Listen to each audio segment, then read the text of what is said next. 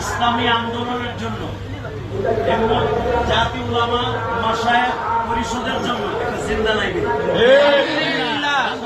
রেজাউল করিম আপনার ভিতরে আল্লাহ যে কি দিছে, আমি একদিন নায়েবে আমির সাহেবের মুখ থেকে নিজে শুনছি। আলহামদুলিল্লাহ। হুজুর নিজে বলেছে একদিন যে আল্লাহ যে ওরে কি দিছে, এইভাবে বলছে মুই কেমনে করে কি করবো, আল্লাহ যে কি দিছে অল্প সময়ের ভিতরে কারে কেমনে ম্যানেজ করতে হয়, কোন দলের নাপিতরে কেমনে খুব দ্রুত মাথায় গোবর দিলে তাড়াতাড়ি অন্বেষ হয়ে যায়, এটা রেজাল্ট করে মামলার মধ্যে আছে। যার জ্বলন্ত প্রমাণ আমরা দেখছিলাম আজ থেকে 4-5 মাস আগে, দেখেন নাই? নাম বলবো না, সব দলের নেতা খেলার এক জায়গায় করে সরোয়ার্দী উদ্যানে এমন এক খেলা খেলছিল, প্রেমের খেলা, সারা বিশ্ব তাক লাগাই দিছিল।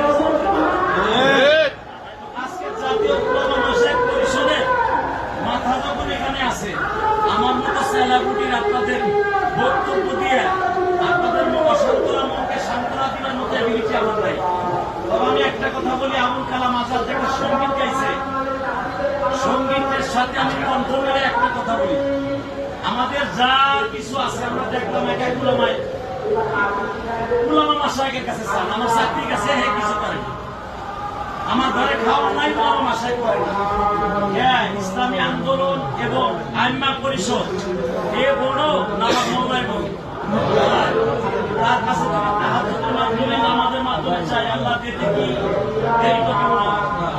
ইয়া আইয়ুহাল্লাযীনা আমানু ইসতাঈনু বিস-সাবরি ওয়াস-সালাহ, সবরের নামাজের দ্বারা যদি সব পাওয়া যায়, মৌলানা পাওয়া যাবে, দুনিয়ার চাকরি কোন যা কর সব পাওয়া যাবে ইনশাআল্লাহ।